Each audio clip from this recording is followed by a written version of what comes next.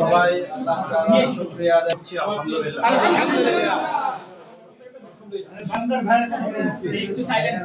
আপনারা কেমন আছেন সবাই? আল্লাহ তাআলার দরবারে শুকরিয়া আদায় করছি। আলহামদুলিল্লাহ। আজকে শ্রদ্ধার সাথে স্মরণ করছি আমাদের সেই মুজাহিদদের জন্য যারা 1971 সালে ইমানের সাথে শাহাদাত বরণ করেছেন দেশ মাতৃকার জন্য। একই সাথে বাংলাদেশের আগামী দিনে একটি ইসলামী সমাজ বিনির্মাণের জন্য যারা স্বপ্ন দেখেছিলেন, ইসলামী আন্দোলনের রাহবার অধ্যাপক গোলাম আজম সাহেব, মাওলানা মতিউর রহমান নিজামী, শহীদ আলী হাসান মোহাম্মদ মুজাহিদ,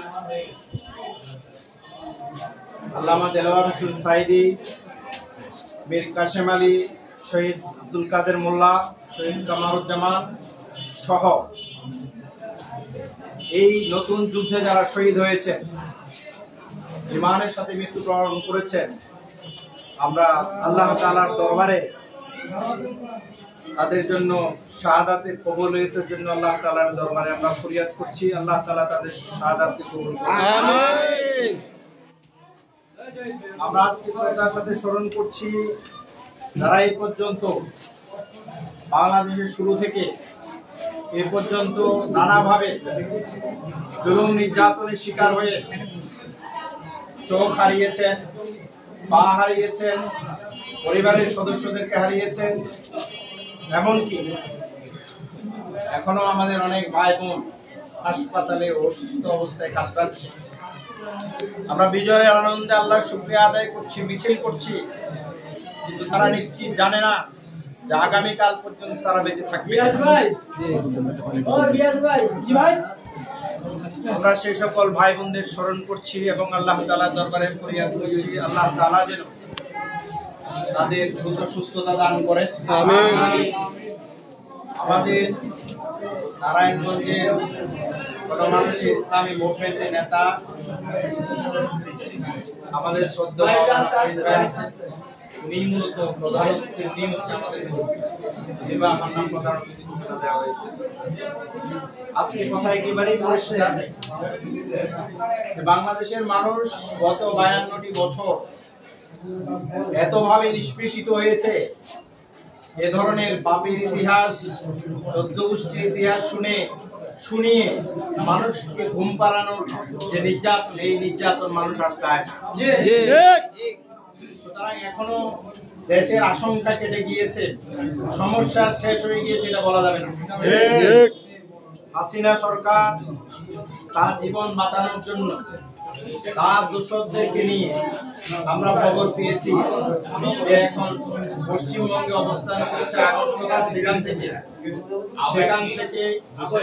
দিল্লিতে হয়তো যাবে। এরপরে এখন ইন্ডিয়ান সরকার নাকি তাকে রাখতে যাচ্ছে না, নাকি তাকে রাখতে তারা ইন্টারন্যাশনাল হিসাবের মধ্যে আছে। তাহলে বোঝা যাচ্ছে যারা স্বৈরাচার, যারা মানুষকে খুন করে, যারা মানুষের অধিকারকে খর্ব করে, আল্লাহ তাআলা তাদেরকে তো আখিরাতে শাস্তি দেবেন, আবার দুনিয়াতেও শাস্তি কিছু দিয়ে দিবেন। আমরা আজকে অত্যন্ত পরিষ্কারভাবে বলতে চাই, জামাত ইসলামী যত লোকজন আছে, সাধারণ যত আম জনতা আছে, যারা ইসলামকে ভালোবাসে, যারা দ্বীনকে ভালোবাসে, যারা দেশ মাতৃকার জন্য লড়াই করেছে, তাদেরকে ভালোবাসে, তাদের উচিত হবে বাংলাদেশের সুন্দর, সুষ্ঠু, গ্রহণযোগ্য একটি নির্বাচনের মাধ্যমে বাংলাদেশের মানুষের নেতা রাতের ভোট নয়, দিনের ভোট দিয়ে মানুষ তার আপন নেতাকে নির্বাচিত করবে ইনশাআল্লাহ। পরিবেশ নিশ্চিত করা ছাড়া কিন্তু ঘরে ফেরত দেওয়া যাবে না। আমরা শুনছি শেখ হাসিনার প্রিয় আস্থাভাজন সেনাবাহিনীর লোকজন আছে, এখনো বাংলাদেশের মানুষ তাদেরকে ভালোবাসে, কারণ সবাই তো আর শেখ হাসিনার আত্মীয় না। হ্যাঁ, আজকে দেখলাম যে সেনাবাহিনীর একটা ক্লিপে দেখলাম যে সৈনিকরা বুতাইয়া শেখ হাসিনার ছবি এখন নামাই ফেলছে, তাই না? তাদের হৃদয়ের ভিতরে এক দ্রোহ আছে, কারণ 57 জন সেই বিডিআর বিদ্রোহে 24 সেনা কর্মকর্তাদেরকে তারা হত্যা করেছিল। আজকে যদি তারা বেঁচে থাকতো তাহলে এই 15 বছর শেখ হাসিনার ক্ষমতা প্রলম্বিত হতো না। বাংলাদেশের দেশপ্রেমিক আর্মিরাই কিন্তু বাংলাদেশের মানুষের অধিকার রক্ষার জন্য তারা রুখে দাঁড়াতো এবং প্রকৃতপক্ষে দেশ পরিচালনার জন্য উপযুক্ত যারা তাদেরকে কিন্তু তারা ক্ষমতা বসাতো। সুতরাং আমির জামাত নির্দেশ দিয়েছেন আমাদের সর্বস্তরের জনশক্তি, মহিলারা দোয়া করবে ঘরে বসে বসে, আর পুরুষরা সবাই মাঠে ময়দানে থাকবে ইনশাআল্লাহ। জামাত ইসলামী, বিএনপি, অন্যান্য কোনো দল না। কেউ কেউ আছে যে জামাত ইসলামী বলে এখন স্লোগান দিচ্ছে। হ্যাঁ, জামাত ইসলামীর স্লোগান আমরা দেবো ইনশাআল্লাহ। জি ইনশাআল্লাহ। যে শেখ হাসিনা মনে করেছিল যে আমাদেরকে নিষিদ্ধ করে সে কিছুদিন বেঁচে থাকতে পারবে, দেখেন আল্লাহ তাআলার আমরা অনেক সময় মনে করি যে শেখ হাসিনা সাহেবকে ক্ষমতাবান মনে আর কেউ নেই। গতকালকে পর্যন্ত অনেক মা বোন গার্ডিয়ান ফোন দিছে যে রাব্বার ভাই অমুক থানায় আমার ছেলেটা আছে, 1 লাখ টাকা দাবি করতেছে, কি করব? আমি অত্যন্ত সংবেদনশীল তাদেরকে বলেছি 1 টাকাও দেবেন। আজকে সেই পুলিশদেরকে খুঁজে বের করতে হবে। দেশের মানুষের ট্যাক্সে যাদের বেতন চলে, লক্ষ কোটি টাকা বেনজিরের মতো যারা ওই যে কোটালি পাড়া সহ সারা দুনিয়া সহায় সম্পত্তি করেছে, মানুষকে নির্যাতন করে করে তাদের তালিকা আজকে প্রকাশ করতে হবে। মানুষ আর মুখ বন্ধ রাখবেন না, কারে কত টাকা দিবেন এটা এখন লিখে দিবেন যে এত টাকা দিবেন। সেই সকল পুলিশকে জেলগেটে কত টাকা দিবেন আজকে এগুলো আমাদেরকে কড়াই গন্ডায় হিসাব নিতে হবে ইনশাআল্লাহ। জামাত ইসলামী যেহেতু একটি সুশৃঙ্খল সংগঠন, আমাদের দায়িত্বশীলের নির্দেশে, সুরার নির্দেশে সংগঠন পরিচালিত হয়। আমরা এমন কোনো কাজ করব না, যেমন ধরেন কেউ দেখলাম যে এখানে কারো বাড়ি ঘর এটা সেটা জ্বালাই দিচ্ছে। যখন কোথাও বিজয় হয় তখন কিন্তু কারো বাড়ি ঘর জ্বালাই দিতে হয় না, ওইটা রাষ্ট্রের সম্পদে পরিণত হচ্ছে। জ্বালাই দেওয়ার পরে হচ্ছে দেখলাম বেশি লোক মাথায় করে চিবি নিয়ে যাইতেছে, চেয়ার নিয়ে যাইতেছে, এটাও কিন্তু আমাদেরকে দেখতে হবে। অন্য কেউ ঢুকে এই অকাম করতেছে কিনা। তবে এটা ঠিক, মানুষের পুঞ্জীবিত খুব এমন ভাবে তাদের হৃদয়ের ভিতরে ঢুকেছে, তাদেরকে যদি পেতো আজকে শরীরের একটা চামড়ার অংশ পর্যন্ত তারা রাখতো, তাদেরকে তো পাইতেছে না। প্রতীকী হিসাবে তারা এই উদ্যোগ নিয়েছে। এরপরেও আমরা এগুলো সমর্থন করি না। আমরা বলি যে আসলে সেটা যদি আমি করি, সেটা যদি অন্য কেউ করে, অন্য কোন নতুন শাসকও করে, বাংলাদেশের তরুণ প্রজন্ম এটা দেখিয়ে গিয়েছে যে আসলে কোন স্বৈর শাসক বেশি দিন টিকে থাকতে পারে না। এটা ইতিহাস আমার প্রমাণ করেছে।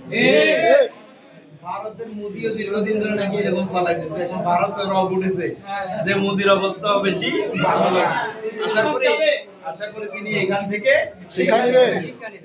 এবং তাদের কোন মন্ত্রী বলছে যে ভারত এবং বাংলাদেশের সাথে হচ্ছে যে স্বামী স্ত্রীর সম্পর্ক। আসলে একটা দেশের সাথে আরেকটা দেশের সম্পর্ক হবে সহযোগিতার ভিত্তিতে, বন্ধুত্বপূর্ণ।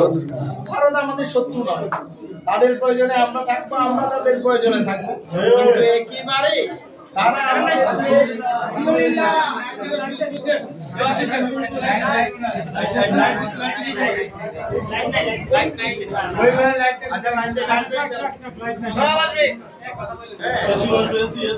সময়ের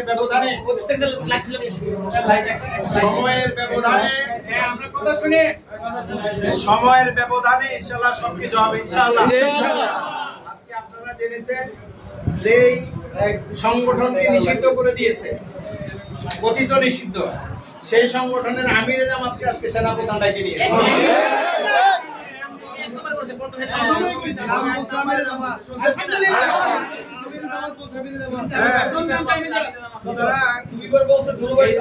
আপনারা দেখেন আমাদেরকে নিষিদ্ধ করা হচ্ছে, এত কিছু করা হচ্ছে, কিন্তু সব কথায় তারা জামাত এবং শিবির, এবং আরো আশ্চর্যের বিষয় হলো জামাতের আগে এখন শিবিরের নাম বলে।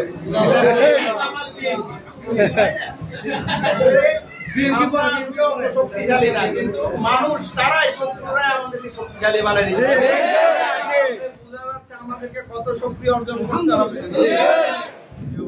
আর আজকে বেশি কথা বলবো না, আপনারা এখন রেগুলার এখানে আসবেন ইনশাআল্লাহ। ইনশাআল্লাহ এই যে উপরে পরে দেয় অবস্থা, এগুলো আমরা ঠিক করে নেবো ইনশাআল্লাহ।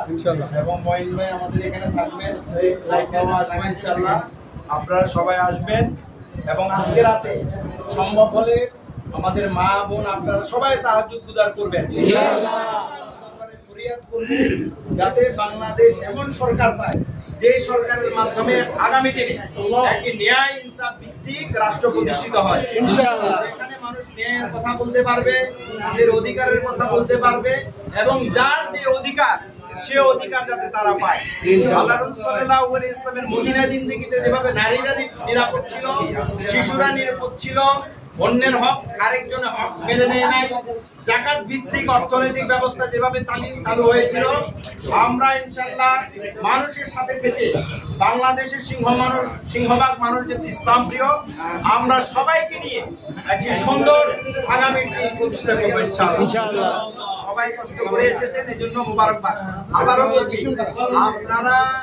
আপনারা যারা যেখানে আছেন জনগণের সাথে থাকবেন, আলাদা আমাদের কোনো স্লোগান থাকবে না, জনগণের স্লোগানই হচ্ছে আমাদের স্লোগান।